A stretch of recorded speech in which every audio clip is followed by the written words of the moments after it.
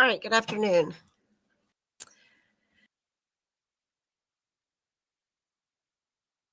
I'm going to go ahead and get started. Thanks to the couple of you who are on tonight. This section's on memory. So the first thing we talked about was a little bit of an intro to this unit and looking at the first step in the memory process of encoding. So in class, the first slide that I showed you, I asked you to read over these statements. So the notes were sour because the seam split. The voyage wasn't delayed because the bottle shattered. The chef prepared a wonderful French dinner. The haystack was important because the cloth ripped. That's all I said. That was the instructions. Just read over those.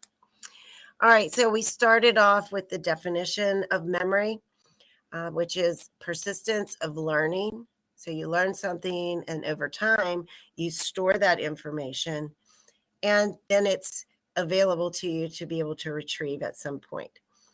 Right, so this actual unit is broken down into a 3-step memory process. Excuse me. Encoding, getting information in. Storage, being able to put it into our short and long-term memory for storage. And then the third step is being able to retrieve that information after it has been stored. However, there is one type of memory that does not go through that 3-step process. This is a type of memory that's associated with emotions, and it is always available to us. It takes no effort to get into storage, no effort to retrieve. And this is referred to as a flashbulb memory. So again, this is a memory that's usually associated with some emotion, something that's very important or significant that happened to you in your life. So this could be your first kiss, this could be your prom, this could be getting married, having children. Oftentimes it isn't necessarily a positive experience that you have, but it could be something negative or tragic. A lot of people who've had a car accident, they relive it and they can't ever forget how they felt and all the details of that occurrence. All right, so this is a memory that's emotional, and it is something that does not have to go through that 3-step memory process. All right, so let's look at encoding, which is the first step of the memory process. All right, encoding is getting information in. So this is basically sensory memory. A lot of the things that we take in, a lot of the sensations that we experience, we never truly get into storage. It would be sensory overload if we paid attention to all of the sensations around us. So this is, just hearing things, seeing things, some type of sensation. If we find it important and we pay attention to it, then it goes into our short-term memory for us to store. But as I said, quite often, a lot of our sensory memories fade. So I like to ask students when I have a class later in the day, think back to your last class or earlier classes today and tell me what was your teacher wearing, or what was the person that you sat beside, what were they wearing? It's somebody that you looked at and paid attention to, but oftentimes those details just fade. So this is encoding, just taking things in. The example I have up here is getting a girl's name at a party. You meet somebody, you get their name. There's often a connection on the AP test, comparing the 3 steps of the memory process to computer processing. So this example would be you're typing into a document. That would be encoding. All right, if you pay attention to something, you find it interesting, or you try to retain the information, the second step then, it goes into storage. And this includes your short and long-term memory. It's things that you've focused on. So an example, after you leave the party, you're trying to remember the person's name that you met. On the computer analogy, this would be after you've typed in the document, you save it to the computer.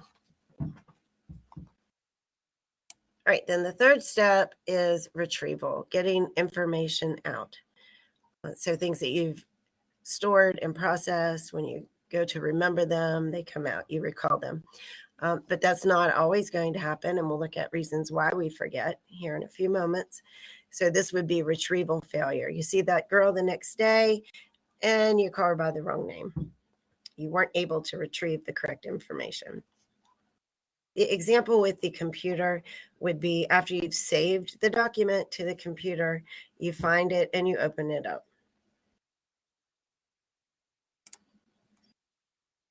All right, so a different memory model, Arkinson and Shiffrin's classic model, a little bit different than the three-step processing because it doesn't mention retrieval. Okay, but in this example, you see, first of all, sensory memory. Most of it we forget. Little details, like I said, things that people said to us earlier in the day, things that you've seen, they tend to fade. If you pay attention to them, if you find something interesting, if you try to get something into memory, then it goes to your short-term memory. Your short-term memory, which we'll look at, these are things that you've focused on. For example, you might see someone and think, oh, I like their outfit. Okay, but that doesn't mean you'll get it into storage and able to retrieve. It's just something you focused on. Third step, if you rehearse information over and over again, or if you really, really find something interesting, or you use some of the encoding strategies that we're going to talk about, then it goes into your long-term memory. Your long-term memory is thought to be permanent and limitless, but that doesn't mean that you'll always be able to retrieve information from your long-term memory. Sometimes those memories fade as well. So on the AP test, there's usually a question about putting in order the 3 steps of the memory process. If that's not on there, they usually ask you the 3 steps of this classic memory model, but one of those will usually surface. All right, so types of encoding. So sometimes things take effort to get in. They require attention. For example, if you're learning new definitions, you're learning new words, you are learning a new skill. Okay, they take effort. They take conscious effort. When you're learning to read, that takes a lot of effort. When you're learning to tie your shoe, that takes effort and attention. All right, so sometimes with a lot of practice, things that we've learned at once took effort over time can just become automatic. And great example, tying your shoe. So the more you focus on that task and you do it over and over and over again, that neural connection becomes so strong that you do it automatically. Same with reading. It really doesn't take much effort for you to sit down and read a page in a book unless you come across a word that you're unfamiliar with. But at one time, learning those words and learning how to read took a lot of effort. So automatic and effortful. All right, so those are ways that we encode. What do we encode? Your 2 dominant senses for memory will be vision and hearing. So this is referred to again as your sensory memory, getting that information in. It's your first stop for all information. Now, with your sensory memory, as I said, vision is one of your dominant senses. This is referred to as your visual registry, holding images. That's what it says behind that little image there. Okay, so what we see will last about 1/4 of a second. And if we don't find it interesting, pay close attention to it, use one of these encoding strategies to get it into storage, gone after 1/4 of a second. This is also called iconic memory. So you're thinking iconic.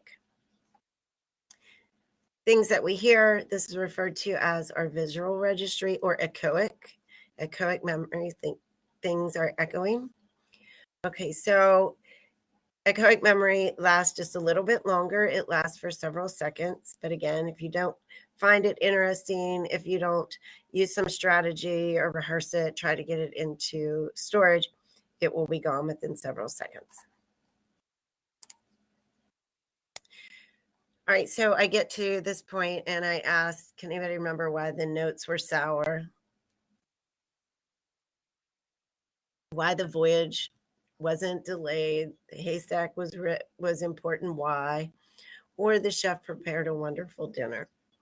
And most of the time, students have difficulty remembering numbers 1, 2, and 4 because they didn't make sense. They didn't make sense. The voyage wasn't delayed because the bottle shattered. The haystack wasn't important because the cloth ripped. That doesn't make much sense. However, the chef prepared a wonderful French dinner. That makes sense. So most students can remember that one. And that's one of the encoding strategies that we look at. So I like this hierarchy. It kind of shows all of the strategies. These are just kind of memory aids that can help us get information into storage so that it's there for us to retrieve, so it doesn't fade. So that example I was just talking about is meaning or semantics. If something doesn't have meaning, it's very, very difficult for us to retain. That's why I give a lot of real life examples when I'm teaching class. I like to give real world examples that you can connect to, that provide meaning for the concepts that we're talking about. Just simply looking at a definition and trying to remember that is difficult because oftentimes definitions don't really make sense. We need real life examples to understand them. So if you understand it, you're more likely to retain it and get it into storage. Imagery is a second encoding strategy. Sometimes seeing an image or a picture can help us get information into storage and make it easy for us to retain. For example, if I was going to talk to you about the effects on your skin from methamphetamine use, it might sink in, but showing you a picture of how much someone would age using methamphetamines and the differences in their skin and the spots, etc., that can be powerful and have quite an impact and actually help you get that information into storage. We look at different organizational techniques. One is a hierarchy, okay, and that's what I've done here. And when we studied the different parts of the nervous system, I used a hierarchy. So I took it from very broad down to specific to kind of help you remember that we have the central and peripheral nervous system. The two parts of the central nervous system are the brain and the spine, and the two main parts of the peripheral nervous system were the somatic and autonomic. And then we went to the specific parts of the autonomic nervous system, sympathetic and parasympathetic. So sometimes that representation can help us get information into storage. Chunking. Sometimes if you have a lot of information and you break it down into meaningful bits, then that can have a big impact.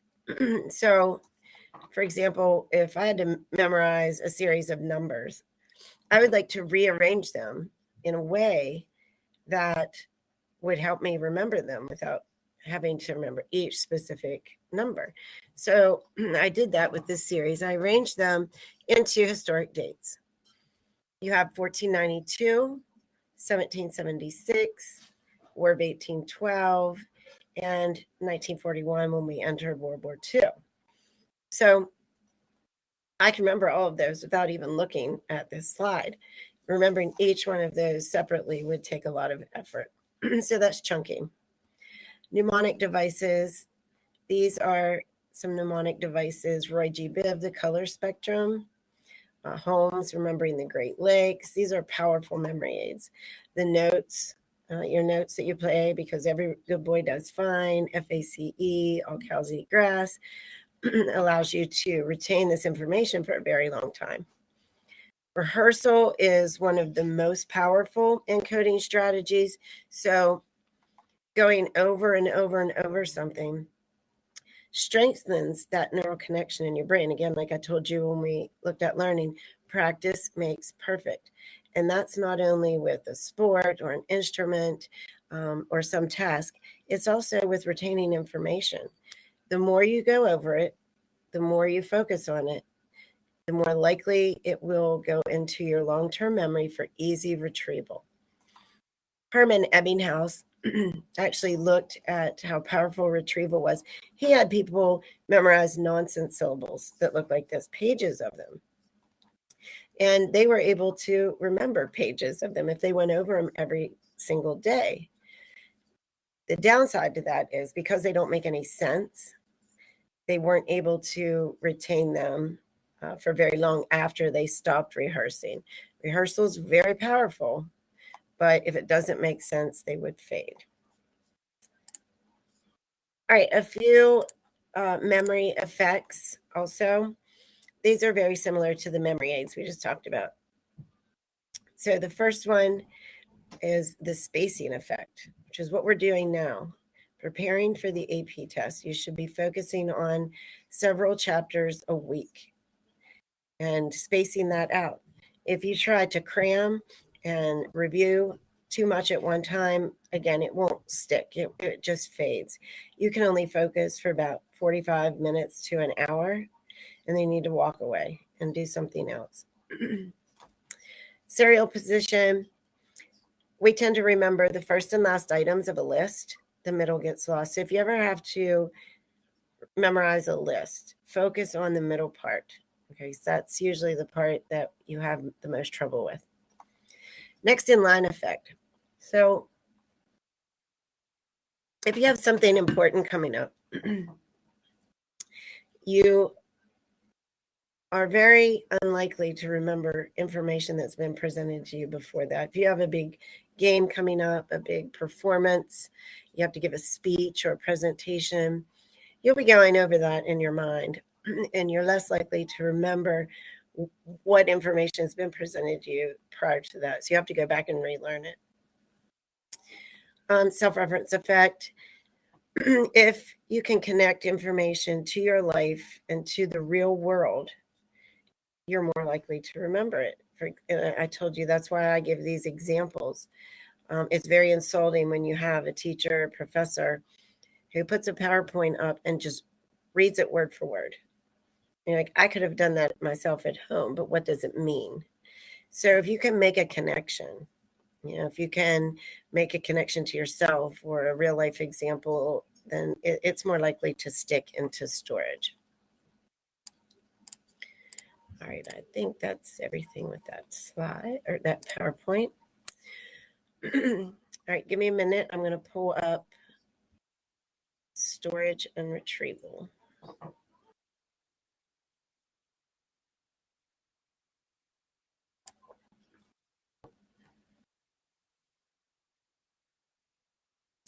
right, so this is step 2 and 3 of that memory model. We'll start with storage. All right, storage includes your short and long-term memory. So first of all, short-term memory, and sometimes you'll see that abbreviated STM, and it's also called your working memory because this is what you're focused on. This is something that you've paid attention to. Okay, so you've noticed someone's outfit. I've listened to someone talking to me. So it involves conscious, active processing. Just like your sensory memory, this is limited. So if you've focused on something, you've listened to someone's conversation, you noticed somebody's outfit, something like that. If you don't find it really interesting or use one of those strategies to get it into your long-term memory, it will fade also.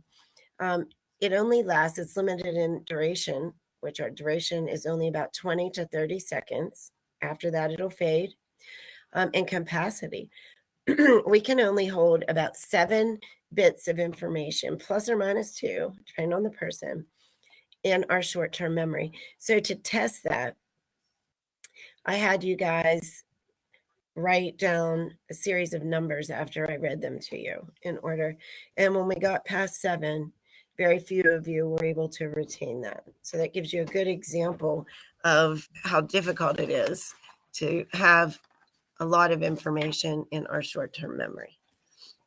All right, so the second part of storage would be our long-term memory. Excuse me. Having sinus trouble here.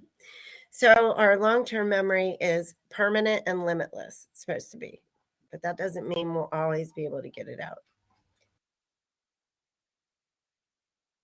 All right, so your 2 types of long-term memories are explicit and implicit.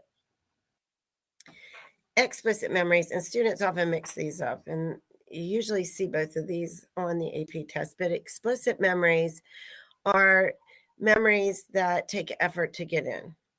They require attention.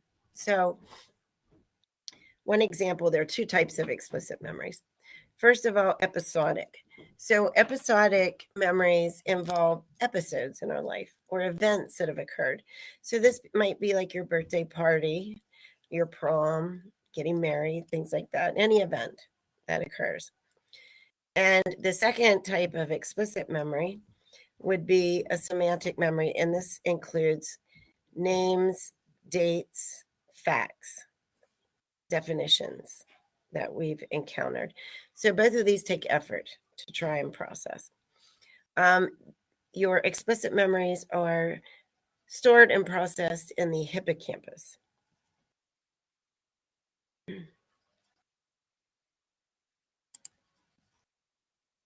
right, so the second type of long-term memory is implicit memories.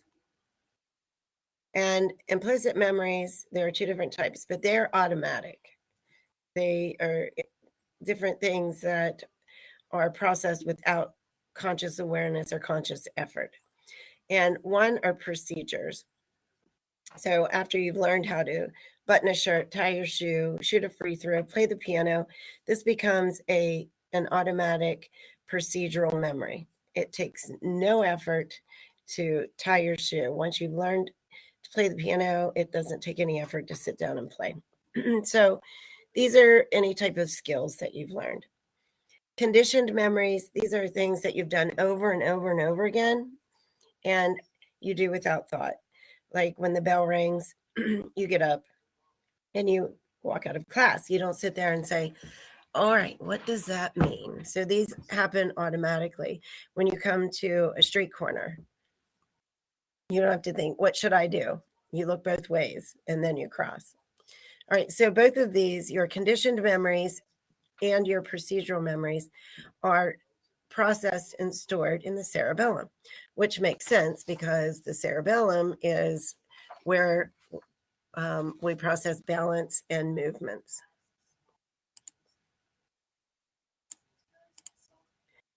All right, so the third step, getting information out, retrieval.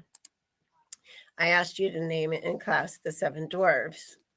And after you wrote down as many that you could remember, I said, now can you pick them out from this list?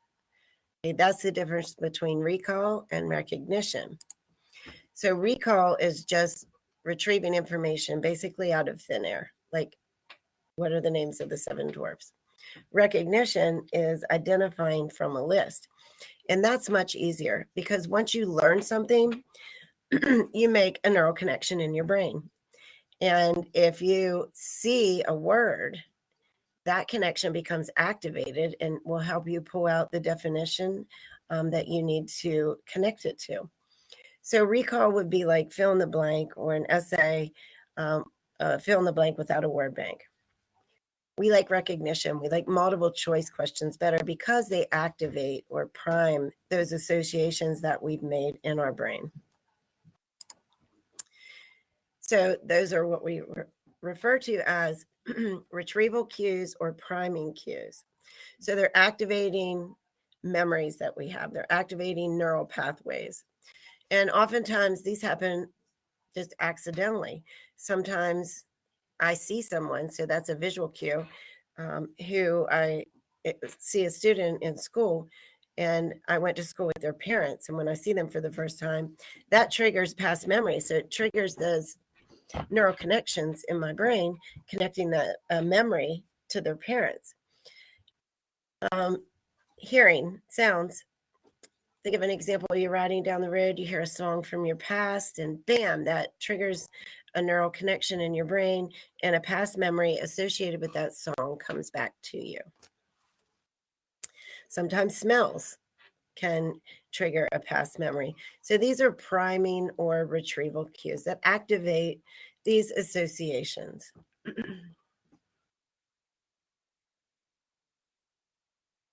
All right, so 2 context clues, state-dependent memory. This means that if you experience something in a particular state of mind or in a particular mood, which is mood congruent, you're more likely to remember that event when you're in that similar state of mind or in that same mood. And the question that I usually see on the AP test, there's a man who loses his house keys when he's consuming alcohol, and he can't find them until he consumes alcohol again. He's in that same state, and then he finds his keys. But the same with mood. If you had an argument with somebody, we tend to forget those arguments, but the next time you're angry and you're in another argument, the past argument, those memories tend to come back. So that's mood congruent. All right, so that brings us to the last topics on forgetting and memory construction.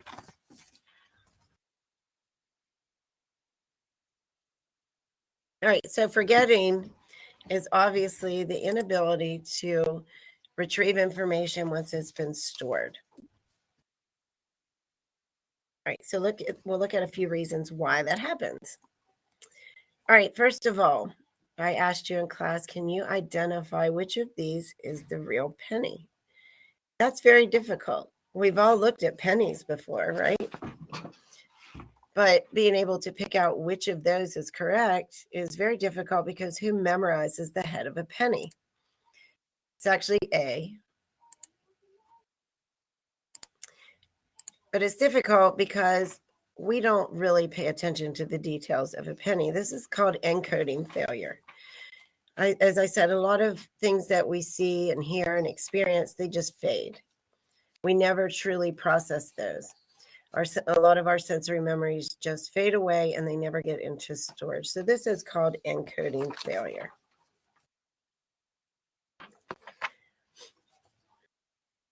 All right, the next type of forgetting, this would involve things that we've actually learned and put into storage, but sometimes we still can't get it out. So failing to retrieve information from long-term memory. I'll often, see an actor and actress from the past, and I can't remember their name, or I run into students that I taught in the past, and I can't remember their name. But one time I knew it very well, so it was in my long-term memory. But over time, memories fade. There are 2 types of retrieval failure. One is retroactive, and the other is proactive. One of these will definitely be on the AP test. So retro, think of old. You're forgetting old information because something new replaced it. So a lot of times if you get a new cell phone number, you can't remember your old one. You get a new bus number, you can't remember your old one, a new address, you forget your old one. I see new students all of the time, so I often forget the names of past students. So instead of having all that information, sometimes things that you're not focused on or things that you necessarily need to know, they tend to fade. Proactive, this is when you can't remember new information, old information is interfering.